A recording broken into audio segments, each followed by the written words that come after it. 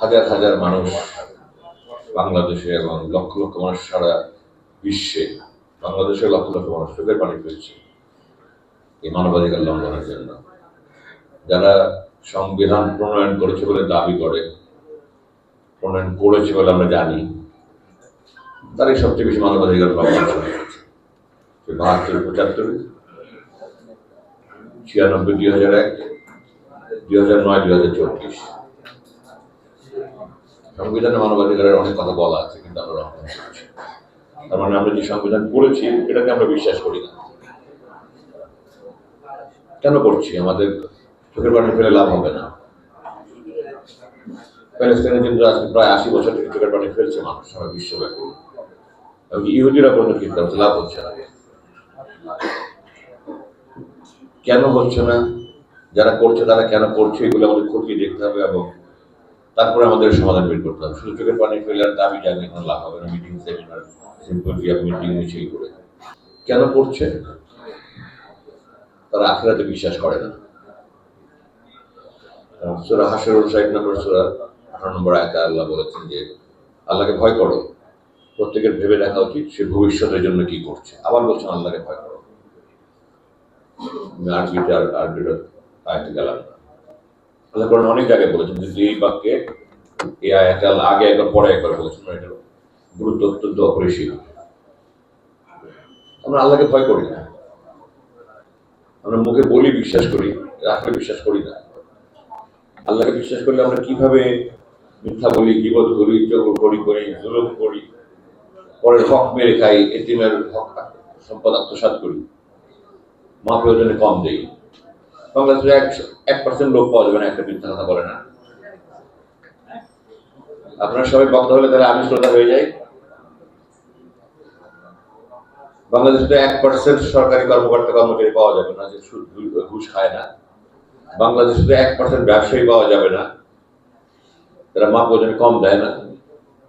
তাদের সত্যিকার আখিরাতে বিশ্বাস করতো, আল্লাহর আদেশ তারা অমান্য করতো, তার মানে আমাদের অন্তরে বিশ্বাসটাই নাই। আমি বিশ্বের প্রেক্ষাপটে গেলাম, শুধু বাংলাদেশের প্রেক্ষাপটে বলছি, আমি বেশি কথা বলতে চাই না। আখিরাতে বিশ্বাস নাই কেন আমাদের? কারণ আমাদের ইমানই ঠিক নাই। আমরা জন্মগতভাবে মুসলমান হয়েছি, আল্লাহকে খুঁজে পাইনি। আল্লাহ কে, আল্লাহ কি, এগুলো আমরা জানি না, চিনি না। নামাজ ফরজ হয়েছে ৯০-১২তম বছরে, মদ হারাম হচ্ছে ৯০-১৭তম বছরে, চুরি করলে হাত কাটা আদেশ হয়েছে ৯০-২০তম বছরে। এর আগে আল্লাহ ১২ বছর পর্যন্ত আল্লাহ মানুষের অন্তরকে তৈরি করেছেন নামাজ পড়ার জন্য। আমাদের অন্তর তৈরি হওয়ার আগেই আমরা সিজদা দেওয়া শুরু করেছি বাপ মাকে দেখে, এবং শুনে মুসলমান হয়েছি আমরা। এই জন্য আমাদের অন্তর প্রকৃত অর্থে আল্লাহর ভয় নাই।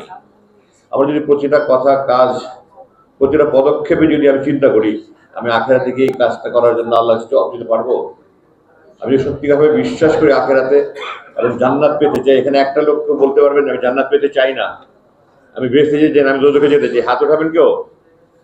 বাংলাদেশে একটা লোক হাত উঠাবে না। তারপরে লক্ষ লক্ষ লোক সমাবেশ হচ্ছে, ওয়াজ হচ্ছে, ৫ লক্ষ মসজিদে বছরে ৫২টা খুতবা হচ্ছে, আমাদের কোনো পরিবর্তন হচ্ছে না। গত ৩০ বছর ৪০ বছর আমাদের দিনের অবনতি হয়েছে।